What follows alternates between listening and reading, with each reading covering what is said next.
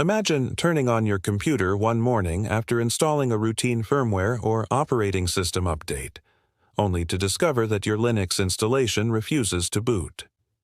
Instead of your familiar desktop, you're greeted with a secure boot error or a message saying that your bootloader is no longer trusted. For many Linux users, this scenario became a major concern in 2026 as discussions around secure boot certificate updates, expiring trust chains, and changes to Microsoft's third-party signing infrastructure highlighted how dependent modern Linux systems have become on secure boot compatibility. While not every computer was affected, the situation served as a wake-up call for millions of users who realized that understanding secure boot is no longer optional. If you dual boot Windows and Linux or rely on secure boot for system security, knowing what happened and how to protect your Linux installation has become more important than ever. To understand why this became such a significant issue, we first need to understand what secure boot actually does. Secure boot is a security feature built into modern UEFI firmware that ensures only trusted software is allowed to run during the startup process. When your computer powers on, the firmware checks digital signatures on the bootloader before handing over control to the operating system. If the signature matches one of the trusted certificates stored inside the firmware, the boot process continues normally. If it doesn't, the firmware blocks the bootloader from running. This mechanism was designed to stop bootkits, rootkits, and other malware that attempt to infect systems before the operating system even starts. Linux distributions have worked with Secure Boot for many years by using a small bootloader called Shim.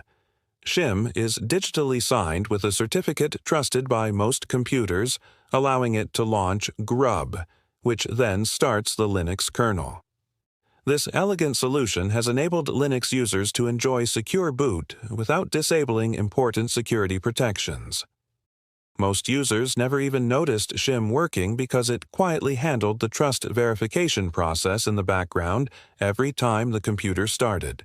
The challenge that emerged in 2026 was connected to long-planned updates to the secure boot trust ecosystem. Security certificates, just like SSL certificates used on websites, eventually expire or require replacement to maintain security. As older certificates approached the end of their trusted lifecycle and new certificates began replacing them, Linux distributions had to update their bootloaders and signing mechanisms. Computers that failed to receive firmware updates or distributions that were not updated in time could encounter compatibility problems, making certain Linux installations unable to boot under Secure Boot. Although many news headlines described the situation as a crisis, it's important to understand that this was not a catastrophic failure affecting every Linux user. Instead, it was a complex compatibility transition involving firmware vendors, Linux maintainers, hardware manufacturers, and operating system developers. Systems that remained fully updated generally continued working normally, while outdated installations or unsupported hardware were more likely to experience difficulties. Nevertheless, the event exposed how interconnected modern computing has become and how even small changes to security infrastructure can ripple across millions of devices. One reason this issue attracted so much attention is because Linux users often keep installations running for many years without reinstalling. A server, workstation, or laptop might continue functioning perfectly for 5 or even 10 years with only routine software updates. However, Secure Boot relies not only on the operating system but also on firmware certificates stored inside the motherboard itself. If either side falls behind, trust relationships may eventually break, leading to unexpected boot failures despite the operating system itself being perfectly healthy. Dual boot users faced an especially interesting situation. Many computers run both Windows and Linux on separate partitions while sharing the same secure boot environment. Firmware updates delivered through Windows Update could modify secure boot databases, while Linux distributions updated Shim and GRUB independently through their package managers. This meant users needed to keep both operating systems properly maintained to minimize compatibility issues.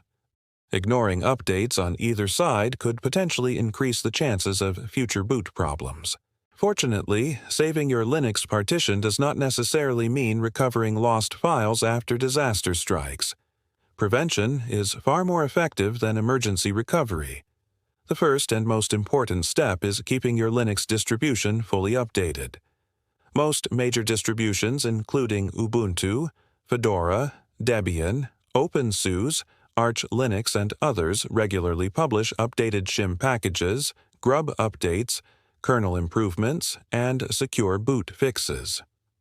Installing these updates ensures your boot chain remains compatible with evolving secure boot requirements. Firmware updates are equally important but are often overlooked.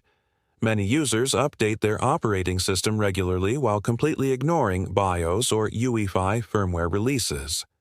Motherboard manufacturers frequently publish firmware updates that include new secure boot certificates, security patches, hardware compatibility improvements, and bug fixes.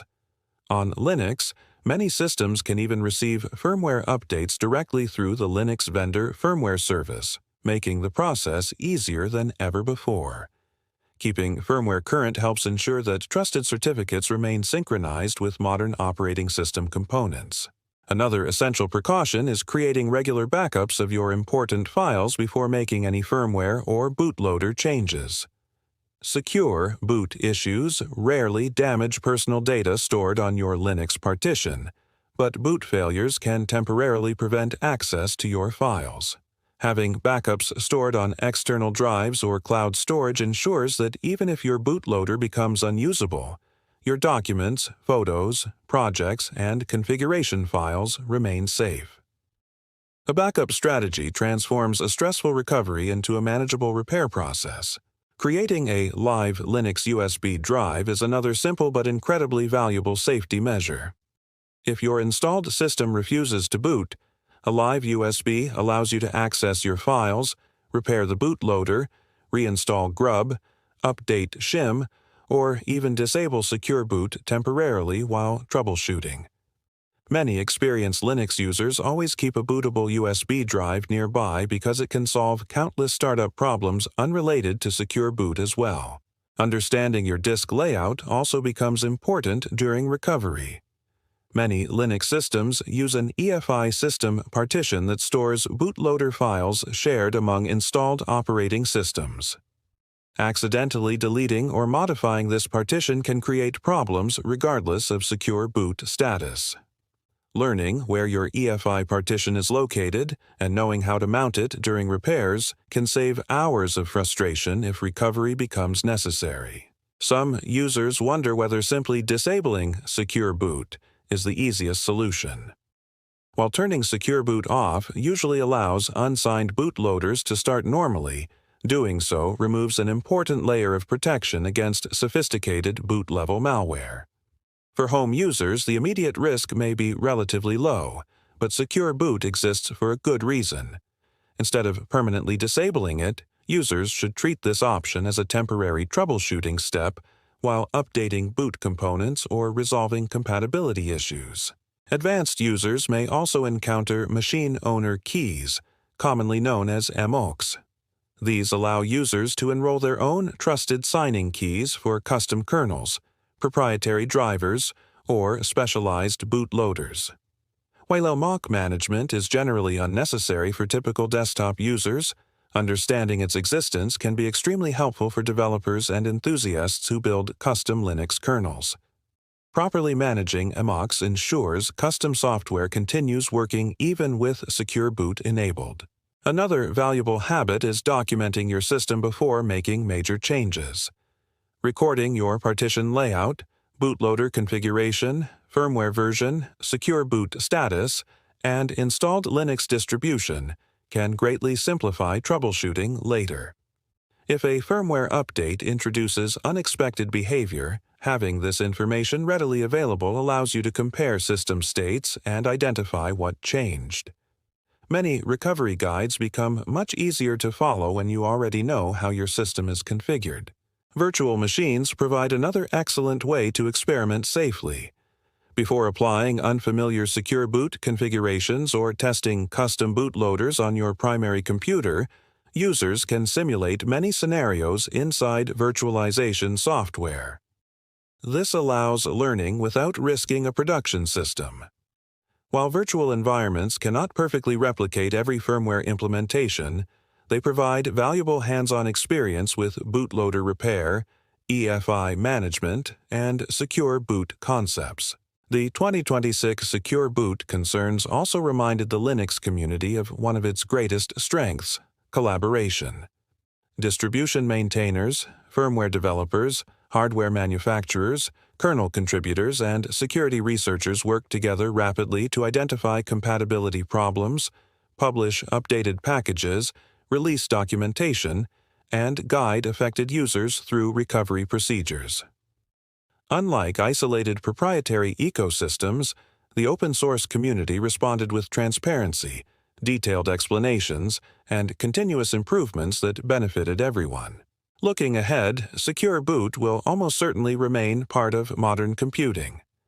As firmware security continues evolving, additional certificate rotations, cryptographic improvements, and trust updates are expected over the coming years.